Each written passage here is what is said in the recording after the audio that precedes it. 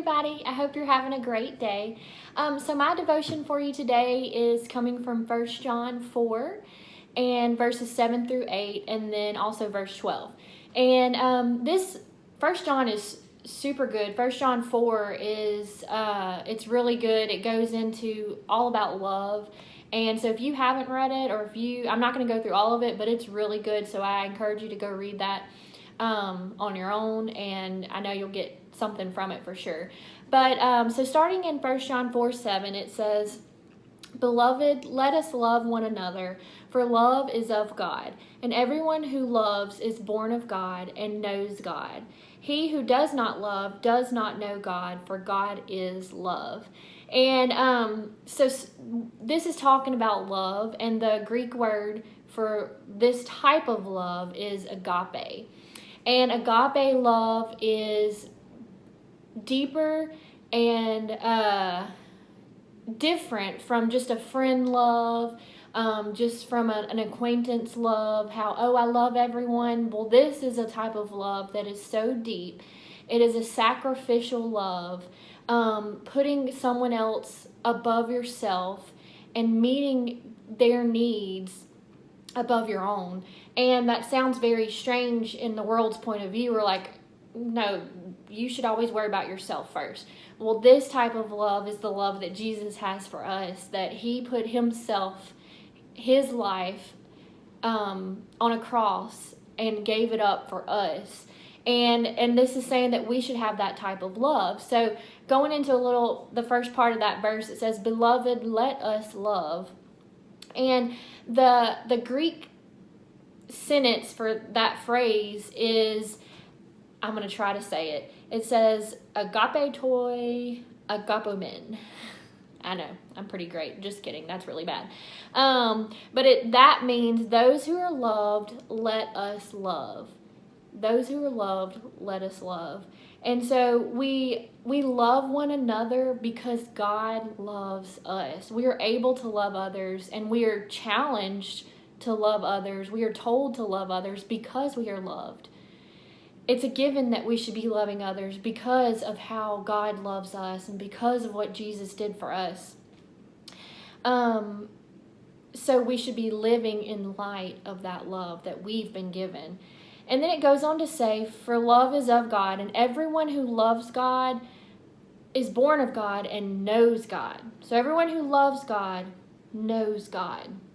And that word "knows" in the Greek, what the word means in Greek, the word is gnosko. I don't know how to say that either. But this is the word for knowledge by experience. So you know because you've experienced. And I love that because it says everyone who loves knows God or has experienced God because of his love. So when we really experience God, it will show by our love for others. So we can overflow because of the love that we've been shown. And then on the other hand, we also experience God's love when we're able to know him, and others are able to know him and experience his love by how we love others. So when we're loving others, we're experiencing God's love as well. I know if you've ever done something for someone, if you've shown that love for someone and done something for them, everyone knows you have that feeling inside that overflows, where you're just overjoyed. It feels good to do good things for others and to love others. Sometimes it is sacrificial and it hurts, but deep down, you have a feeling deep down of just joy, and that's because we are experiencing God's love when we do that. We're experiencing that agape love when we extend that agape love. And then I'm going to skip a little bit and go into 1 John 4:12, and it says, "No one has seen God at any time. If we love one another, God abides in us. He lives in us, and his love has been perfected in us." And a commentary I read by David Guzik, I don't know how to say his name either. I'm just not good at pronouncing stuff. But he goes into how no one has seen God. So what is the greatest evidence, and this is what he says, what is the greatest evidence of God's presence and work among us? How do we know that God is among us? How do we know that he's working among us? Some people think it's power. Some people think it's popularity. Oh, well, that person is super popular. God is definitely working in their life. Oh, that church has so many people there. Oh, God is working in that church. Or maybe whenever we feel like we're in a service and we start to have passionate feelings stirred up, or we're able to stir up a congregation or stir up our friends and family to be passionate about living for God, or whatever it may be. Oh yeah, God is definitely working in that person since they're able to do that. But that's not necessarily the case. The greatest evidence of God's presence and work among us is love. Where God is present and working, there will be love. And so I like how he says how sometimes Jesus seemed weak and lacking in power, but he was always full of love. Through everything he went through, when he allowed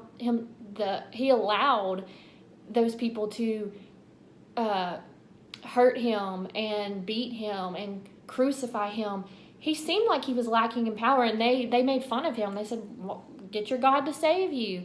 But he was always full of love in those moments, in the worst situations when he could have been full of hate and bitterness. He was full of love. And sometimes I think whenever we show that agape love, when we show that sacrificial love, or we don't respond in a hateful way, that it may seem to the other side of the person in the situation that is in that situation, it may to them seem like we're powerless, and we may want to gain power by reacting in a different way. We may want to gain control by reacting in a different way. But if we follow Jesus' example in those moments where he allowed those things to happen to him, and he put our needs above his, when he saw us, when he was beaten and crucified, he saw our needs over his needs, and it was because he was full of love. And then it goes into how he sometimes he wasn't very popular. He didn't have the biggest crowd following him necessarily. He made a lot of people upset, or because of his love, and they didn't understand, but he was always full of love. And sometimes he didn't always inspire the most passionate feelings in people at all, but he was always full of love. And I'm going to close with this last little line. It says, love was the constant greatest evidence of the presence of work of God in Jesus. So love should be our constant greatest evidence of the presence of God and him working in us. People should see how we love each other. People should see how we love them. People should see, or even necessarily not always people, God should see how we love people when it's just you and that person in that situation. God should see how we love each other, and that's how we know that God is in work, and he's at work inside of us, and he's with us, and his presence is with us. So this was a commandment from Jesus for us to love others. And sometimes we may say, well, I don't really know what my purpose is. I don't know what God's wanting me to do in this season. We know that this is a commandment, so we can always do the last thing that God has told us to do, and God is always telling us to love. So I challenge you to find new ways to love people, find new ways to love your spouse, find new ways to love your kids, your parents, your coworkers, whoever it may be, your community, whoever it may be. Find new ways to do the last thing that God told us to do the most important thing God told us to do, which is to love. I hope y'all have a great day. I hope you're encouraged by this, and I'll see you later.